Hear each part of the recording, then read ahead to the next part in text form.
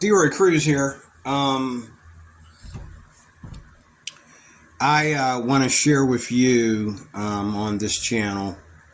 Um, I want to talk about processing real quick.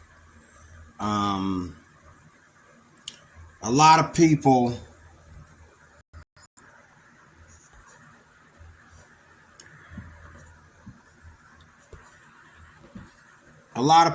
don't like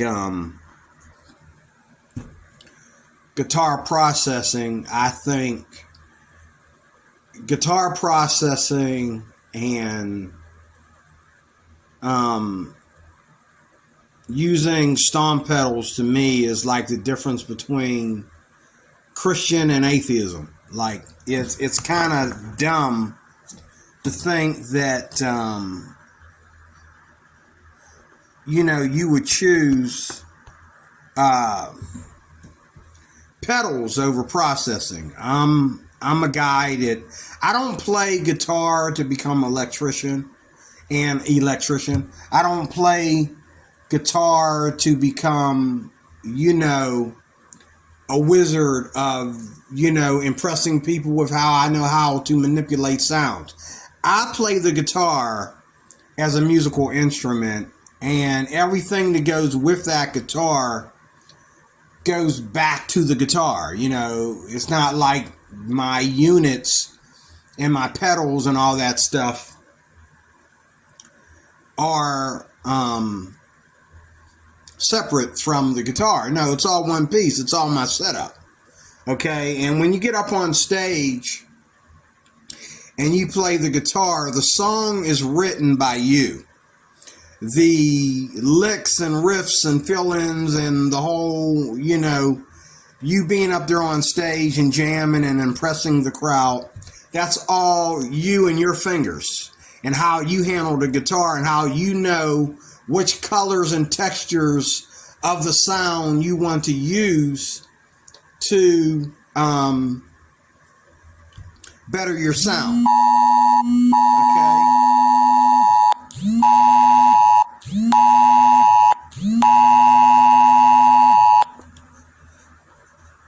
Whatever that was.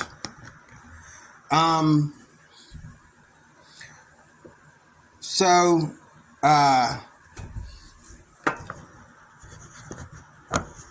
to I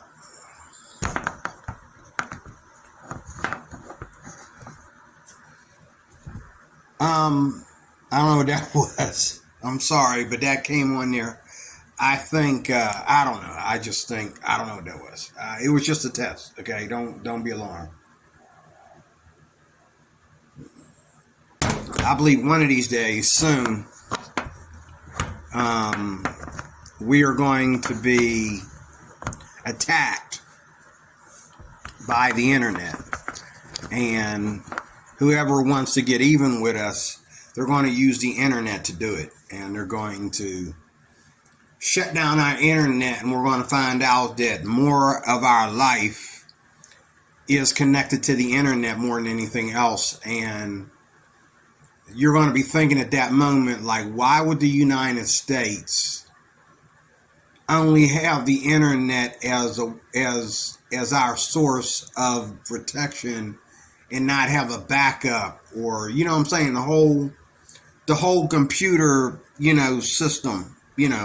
I mean, we were the first people to use a computer system in the military. We were the first to do that.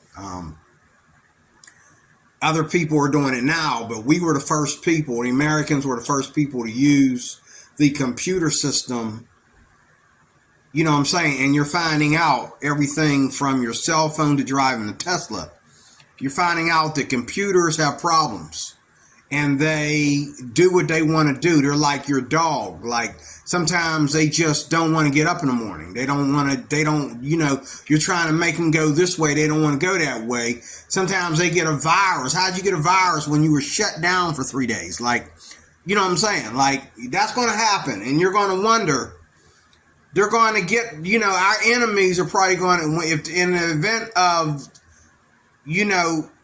trying to use a nuclear war on us or get us prepared for nuclear war or whatever, our enemies, whoever decides to be our enemies, they're going to attack us. People are afraid that China, I think it's China, that they're afraid will do this. China, they're afraid that everybody's worried about China using an internet bug to destroy everything that we do on the internet, anything that we do digitally, internet-wise, on the big web, whatever, okay? They're afraid that China's one day is going to hit the button. And they believe that China has the technology to do it. We gave them the right to do it. And now we can't take it back. And, you know, this is where we're in bed with China. And we shouldn't be in bed with China like that. Anyway, that's another video. I'll do a video on that later. But getting back to multi-effects, I love multi-effects because they're just plain and simple to me. Now, here is the first multi-effects unit that I've had. No, this here is the one that I have now. This is the, and I have mine here, see? Here's mine here. Okay. That there is the one that I have now. I've had this for about a little bit less than 10 years, I think. And it's really rugged. It's really rugged. It's tough. It's rugged all the way around. You know, it's built like some of these expensive guitars. I mean, it's really rugged all the way around. And it's got metal where it needs to have metal. And surprising enough, and this right here, this is a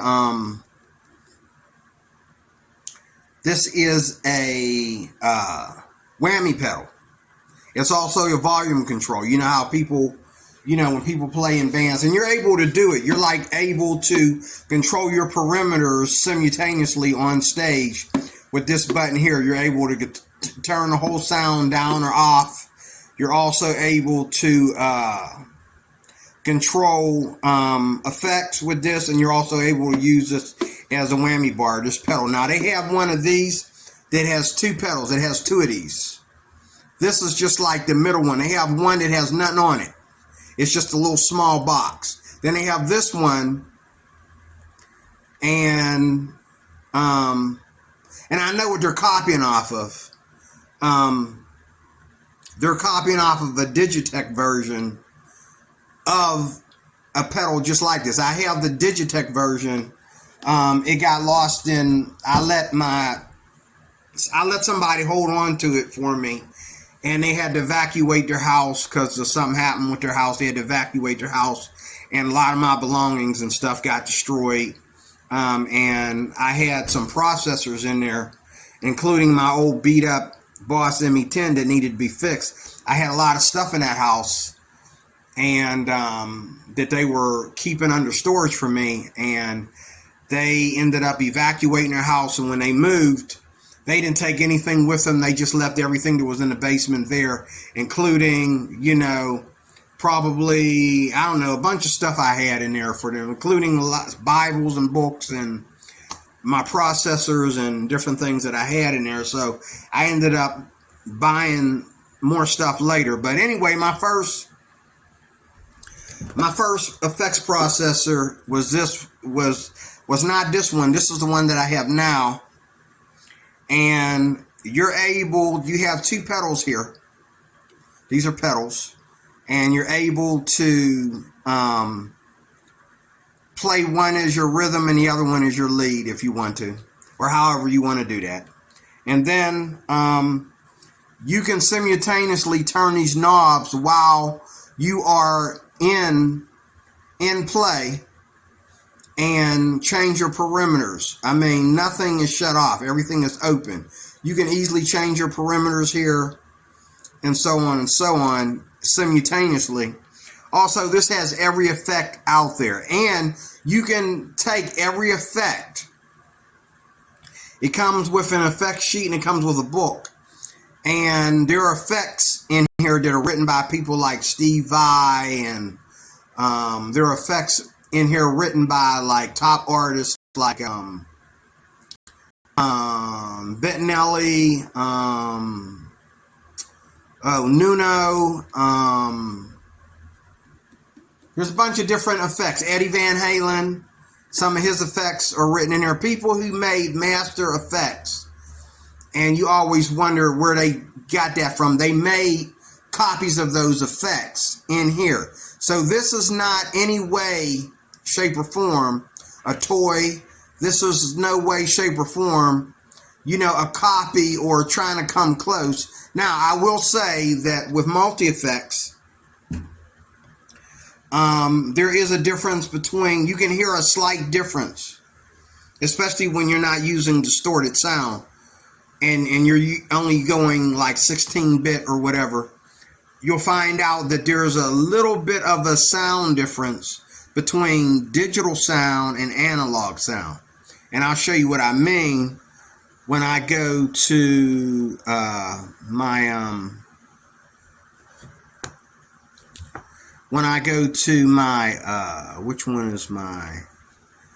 which one was, I think it was this one. Stop. I think this here is the ME10. Yeah, this is the ME10. I think this is the ME10. Yeah, that's the ME10. Now, there's the ME10. Okay. There's my ME10. That's the one I had right before I bought this Zoom G21UN. Okay. There's my Boss ME10 that crashed on me. I only had it for like 5 years or less before it crashed on me. But it was pretty pricey. It cost me $600 and some dollars for that model. And it was loaded. And that's probably why it crashed, because it was a little bit too loaded. And as you can see, it has like a speed dial on it, so that you can dial anything fast simultaneously. When you step on the pedals, it's like stepping on the pedals on your board. Okay? It's just like stepping on the pedals on your board. And I love the colors of the interface and all like that. And it started to make this crazy noise. And there were only certain effects that would work. And then it got to the point where none of them would work. As soon as you plugged it in and turned it on, it just went, and that was it. But my Boss ME10, that was like my baby, even though I love the digital sound and I miss the digital sound. Now this here is Zoom and, well, see, I love the digital sound of Zoom. Zoom and Ibanez, there's not a whole lot of Ibanez effects processors out there, but Zoom and Ibanez tend to have some of the best digital sound. And the Zoom 9000S was not analog. It was 16-bit and 16-bit or byte, however you pronounce that. But it had the most sweetest, cleanest sound. First of all, even when you played distortion, it was like, it was really clean. If you wanted something more deeper, then you need to plug up a pedal to it or something like that. And I'll go there because let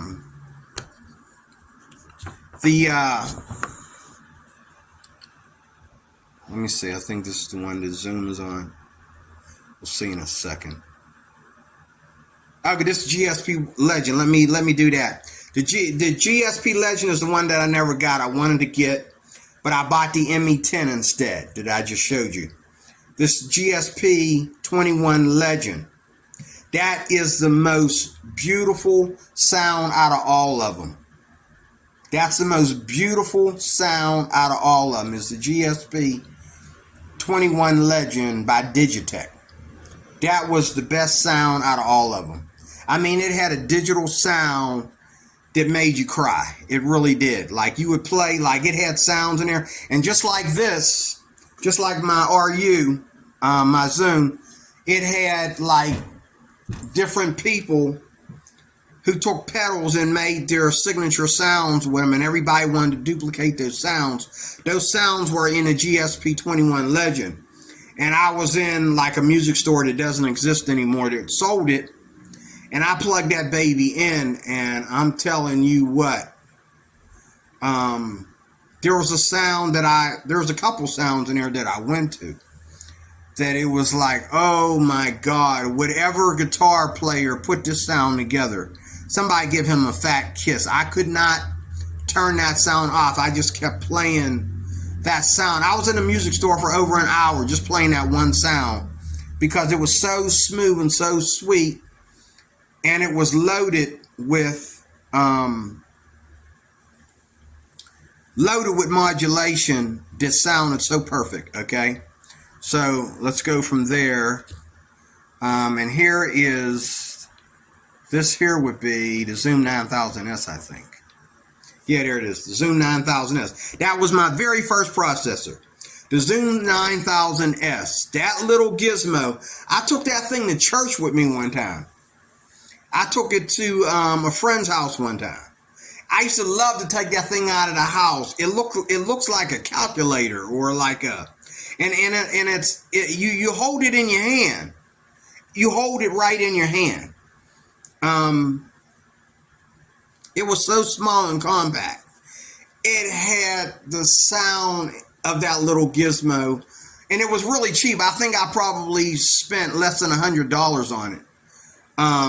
And I went to the music store one day, and it was cheaper in the music store than it was in the catalog. And I just grabbed it. I thought that I had to go order it from the catalog. When I found out that I didn't, I snatched it. And it wasn't Guitar Center. I think I bought that from Pianos and Stuff over here in Blawnox, Pittsburgh area. That thing was to die for when I first bought it. And at that time, at the same time that was out, there was the Ibanez PT5. Thank you, Lord. My memory's working date. Ibanez PT5. They came out around the same time. Now, if you notice, this Digitech, not Digitech, I'm sorry. This was Zoom also, Zoom 9000S. It had a foot switch on it that had like 6 foot switches on it, and it went from a phone cord into the 9000S model. And I don't remember if you had to buy that separately or if that came together. It might have came together. But I used to love that thing, how, you just plug in, you just hook up the foot switch to the processor with the phone cord, and boom, you're gone. You know what I mean? You're set to go. And you set your pedal, you set your 6 pedals up for whatever sound you need for your song. And then it had like I think it had about like 50 settings in it. It wasn't like this, where this got probably 400 or something. It had like 50 settings in it that you could keep constantly tweaking and changing. And all these units have their own settings that you can just either pick from or edit, so that you can make your own sound out of a sound that you already like. This here one, it's so good that I hardly mess with any of the sounds. I just use them. I don't even bother to tweak them. There was a couple things in here I tweaked because I felt that they were ridiculously too over distorted or ridiculously too over modulated. So I changed them and softened them up a little bit. But I love those options. Now, going back to my RU. Let's see, RU. That's 21 Legend. I want to go back to the RU. That was the first one we did. What I love about digital effects versus pedals is very obvious. I'm the kind of guy that likes to, I like my sound to be what it is before I even get on stage. Plug it in and go.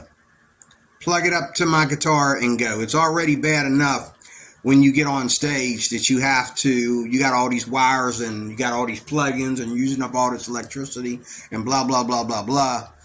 Okay? It's already bad enough that,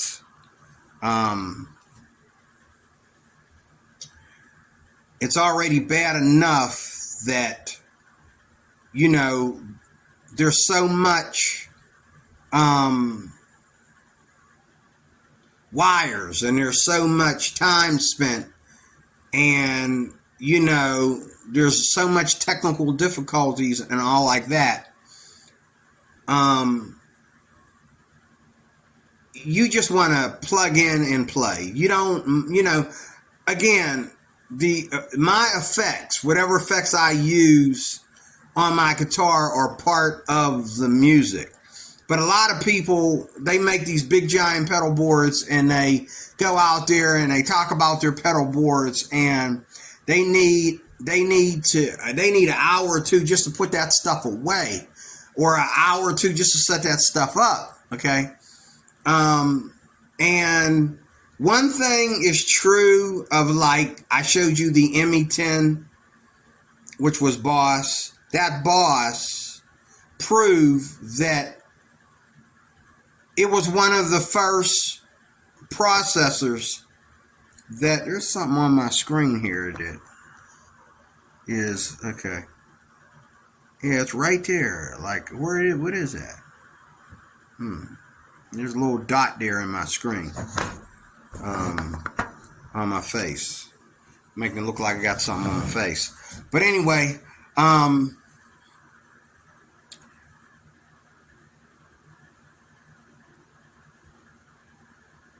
processing and pedals are like the difference between atheism and Christianity to me. Like it's very simple. Okay. And number one, here are the cons of the pedals. Okay. First of all, the cons and the pedals, the cons and the pedals. The pedals and the effects processors have the same cons. The cons are, for the pedals though, is that you can get better sound and better and easier tweaking in the processor than you can with the pedals. Just like, maybe let's say you have a Boss pedal, okay? You have a Bad Monkey pedal or something like that, okay? And you have like 5 settings on there that you love.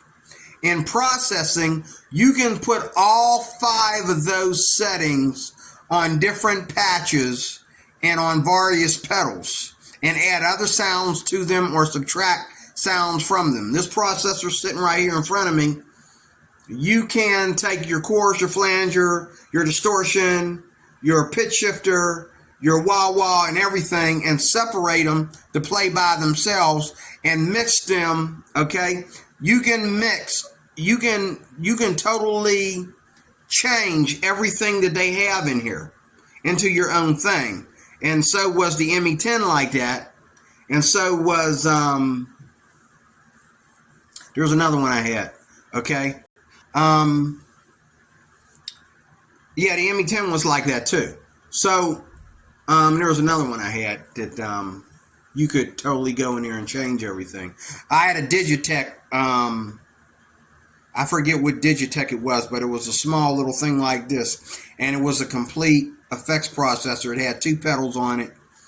And, I mean, this thing was about this size. You could fit it almost in your pocket. And when I would plug that thing up and play it, I was totally thrown back. Like, how much sound came out of that little tiny box? It was like this. Okay? And it had 2 pedals on it. This here one that's sitting in front of me is really more rugged. And it's got some weight to it. It's about like 2 pounds. And it's really rugged. It's ready to play.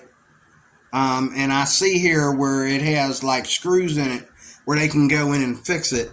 And there are people here on YouTube that actually go in and fix this stuff. I'm shocked. And there's guys on here that are showing videos how they go in and fix certain stuff. You know, if you have a license or a certificate in electronics, you can go in here and fix these processors better than you can pedals. Now, here's the con of both. They're all disposable. Pedals tend to, after some time, start to sound like there's something wrong with them. The sound's not as clean and as powerful as it used to be. It might start buzzing or something, and you're probably going to go get a new one. Processing does the same thing. The only difference is when processing starts to act up, okay, it acts up like a virus. It affects everything in there, and you can't really separate it from all the other effects in there. So the whole thing, if you spend $600 like I did on that Boss ME10, when it goes bad, the whole thing goes bad. Okay, whereas with pedals, when one of those pedals goes bad, it's that one pedal, and you can replace that pedal with another one like it or a better pedal. You know, but the con that goes with that is, though, you will spend more on pedals by the time you get the sound you want, especially if there's more than one sound you want. You will spend more on pedals than you will ever spend on processing. And even though, you know, I've had a processor that totally died on me, and it was only that M10 by Boss, and I really like more digital and more cleaner sound than analog. I like the sound to be more digital than analog. I love digital sound, but you can't really tell, like, once you distort a sound, you can't really tell how digital it is compared to, you know, other pedals or processors like itself. But I noticed that the sound is digital, like that 9000S. It was very, very digital. It was very, very digital. And when you would plug it into an amp, you could tell where that 16-bit, and that's where the 16-bit really makes a difference versus analog. Like, when you plug analog into an amp, okay, it meets that amp right in the middle, and they have perfect harmony together. But when you mix 16-bit with an analog amplifier, it's going to expand the sound in a way to where it's like the effects are lurking in the background. Like, you hear them, and I used to like that on the 9000S though. Like, one time I had like this distortion sound that I liked on the 9000S, and I was in church, and I was thinking I was going to do this, I was going to play this little tune or the song with this distorted sound. And I plugged in the 9000S to my, you know, crate amp I think I had. No, it was a Fender amp. It was actually a Fender bass amp, I think. It wasn't really a guitar amp. But the person that sold it to me used it for his guitar, and I plugged the 9000S in there,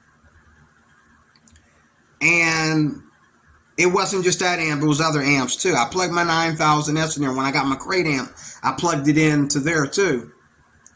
The effects, like distortion sounded great because it was like the analog sound of the amp softened up the 16-bit sound of the distortion and made it expand out in a way that was more friendly to the audience. However, you don't want to do that all the time. You want to hear what you hear with your headphones.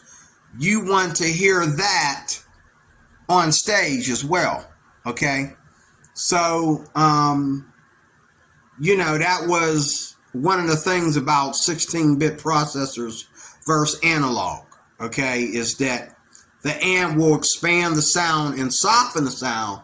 And that's fine, since you're going to be loud anyway, and you're going to be going, you know, you're putting all that output out there.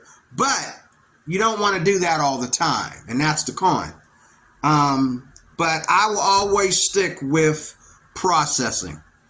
I will always stick with processing. And some of these units, like I've had this one here for over 5 years already, and there's inside the glass, underneath the glass, see that little black dot? There's this little black dot that's starting to show up. It's not blocking the LED in there, but you can still tell what the LED is. But that little black mark got on the inside of the glass in there, and that's something that's wear and tear that has happened over time. I've had this for like over 5 years, I think. Maybe more than that, maybe close to 8, because I've had this in storage twice. So I've had it for a while. But I love this one. I love this one. And the one that I was just playing, and I'll show you, I'll go there via YouTube. I will take you there via YouTube. Let me see if I can go there via YouTube. There was one, the last video that I just played. Oh, here's YouTube right here. And then we can go to my, oh, here it is. No, that's not it. We can go to my history. Okay, let's go to history. And where was it? Here it is right here. Is this the best affordable multi-effects? Is that the one I was watching? I think it is. Yeah, this is it right here.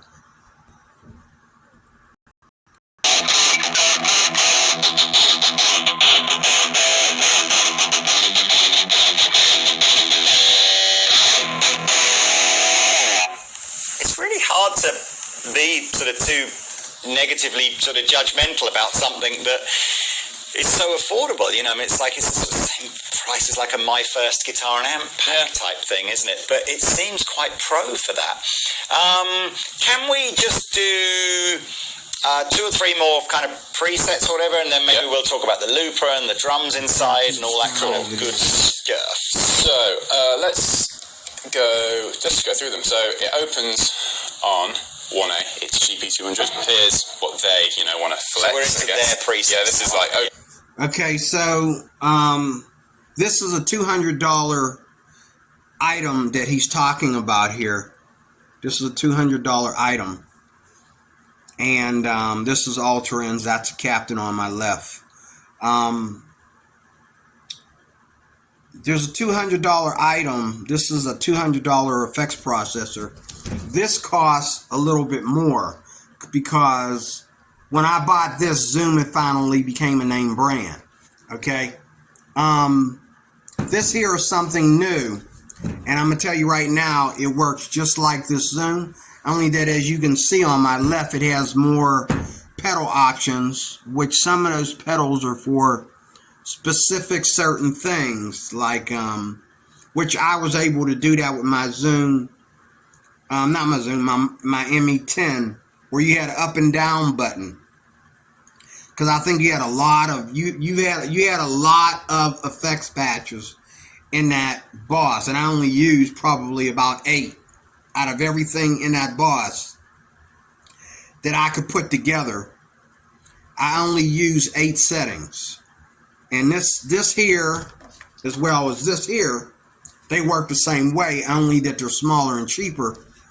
And the sound is not as analog as the ME10 from Boss, and I don't think this here is either. But he's showing you here what the interface looks like and how the interface responds when you're creating sound and all like this. I love what the captain said about you can't be judgmental, because this is why, folks, the same people that make the pedals make these. Okay? Zoom has pedals, and I think their pedals, now from what I heard from people who have a lot of pedals, when it comes to Zoom's pedals, because they're cheaper, you're going to get more in something like this. They're really going to try to impress you, and they really specialize in stuff like this more than they do the pedals, because they started doing stuff like this before they started doing pedals.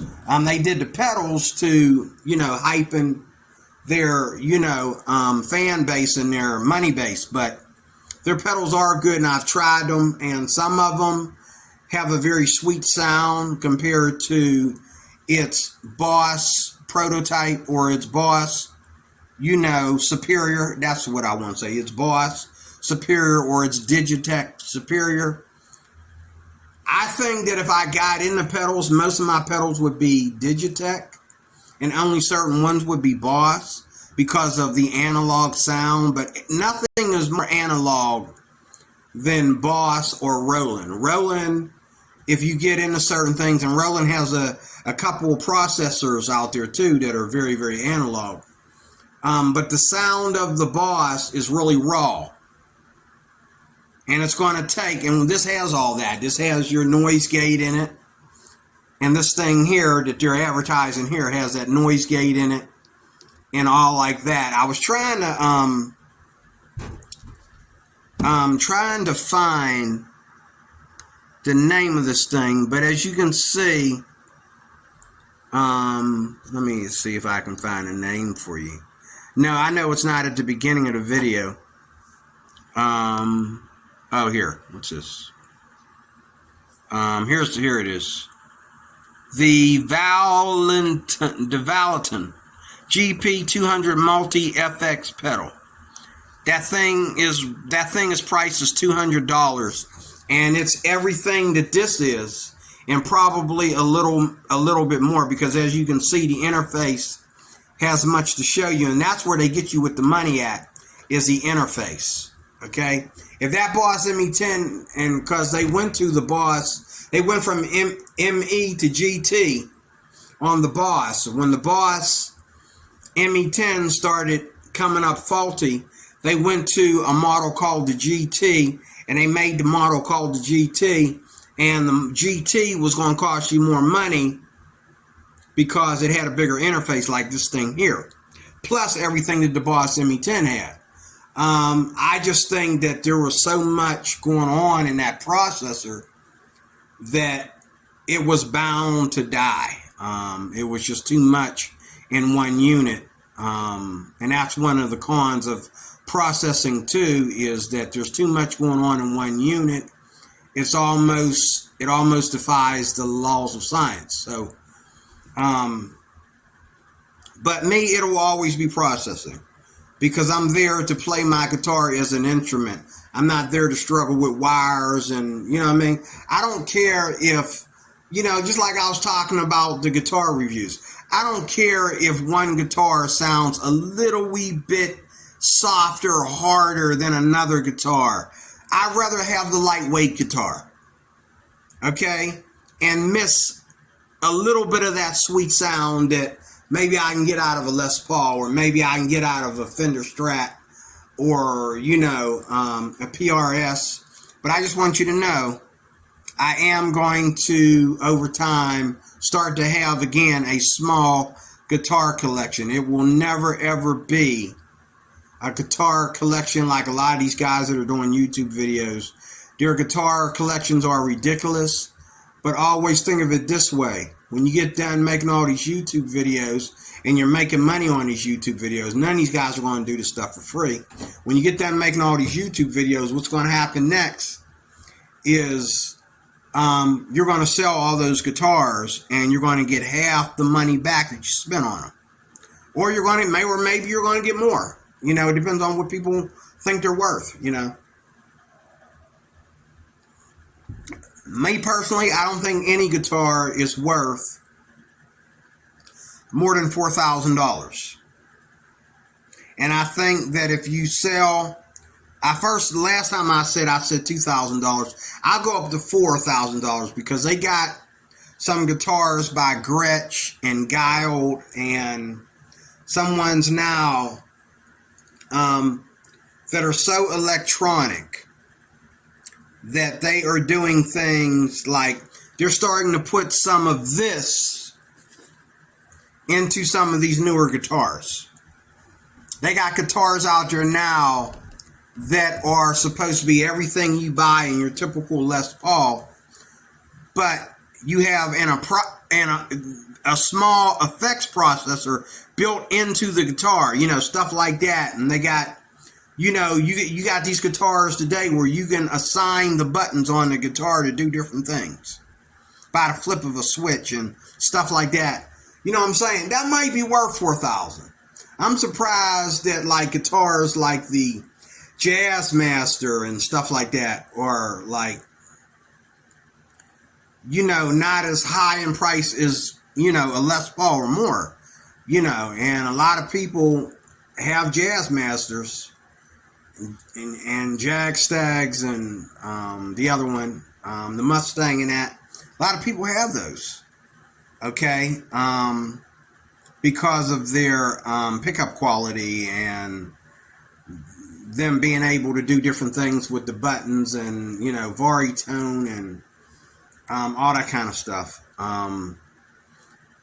People, it's like buying a car, you want to buy a car where you're able to do everything with the dash. I got in a guy's car, it was a Honda just a week ago, and my car has a back port where you can look at the camera, you can look at the dash and see yourself backing up, and it tells you if you're getting too close to another car or whatever. It'll start blinking if you get too close, if you're about to hit a car behind you or something like that when you're reversing. I love it. But this car had a side port. So instead of looking through your rear view mirror, you can look at your dash and hit a button, and it'll show you what's coming up on the side of your car so many feet. There's a light on the mirror, a button on the mirror that's looking and seeing things that the rest of your mirror can't see. It's totally awesome. And I think that if you got something like that on your guitar, so to speak, using that as a figure of speech, it's worth another couple thousand. You know what I mean? Because, it's just, but this is the thing. When all the other guitars start catching up to you, just like people were saying, that Gibson. I'm not a Gibson freak. I do love Fenders, but I'm not a Gibson freak. There's only a couple guitars that Gibson that I must try out, and maybe that I must own. But they're saying that Gibson needs to make a move because all these other guitars like PRS and some of the Gal stuff and Gretsch and different ones, even Ibanez is starting to beat Schecter mainly Schecter is really beating Gibson at some of, now, you can go to like Ibanez, or you can go to, what was the one I just mentioned?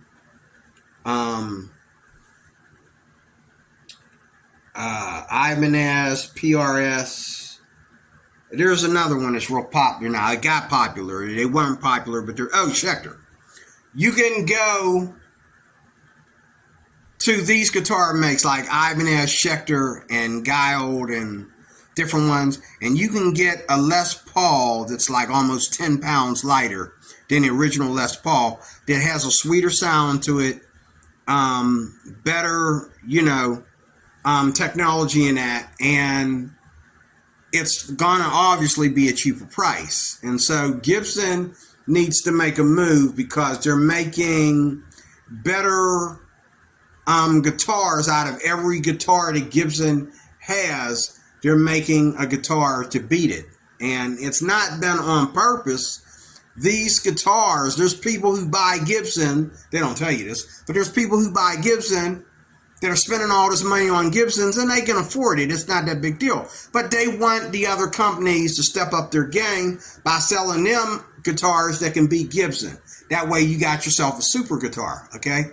So yeah, these guitars are worth to add an extra $2,000 on them because of what you're doing for them. So I'm just editing what I said earlier. And I do plan to have a small guitar collection because I do believe that there's guitars out there that I'm sworn to believe, like the Gibson. I done forgot what it is now. It's the most weirdest looking Gibson guitar. Not the Explorer, the other one. I gotta have one. And if I can't get it from Gibson, I'll get it from Epiphone. And but I gotta have one. That's a big guitar, but it's big this way, but it's skinny this way. Okay, real skinny. It's skinny like Ibanez guitar, and I think that guitar came out after Ibanez because Ibanez was blowing sales, you know, with having all these skinny body guitars. Okay, so that's enough of that. But again, I'm a effects person. I will be effects person till the day I die. Now I plugged in. You can plug in just like my ME10. You got everything back here. You can add effects back here. You got MIDI input. What is this? Oh, that's the. Oh yeah, this comes with an adapter. I forgot. This comes with an adapter. It also runs on batteries. You can put batteries in this and take it places where there's no electricity. This thing is just awesome. And oh, by the way, it has a tuner in it. A very nice tuner in it. It has a quiet tuner in it. A quiet tuner in it. There's a quiet tuner in it. And it also has a drum machine in it. It also has a drum machine in it. That's my phone letting me know my batteries, or get my battery coverage is getting low. So I got to get out of here. Thank you for watching.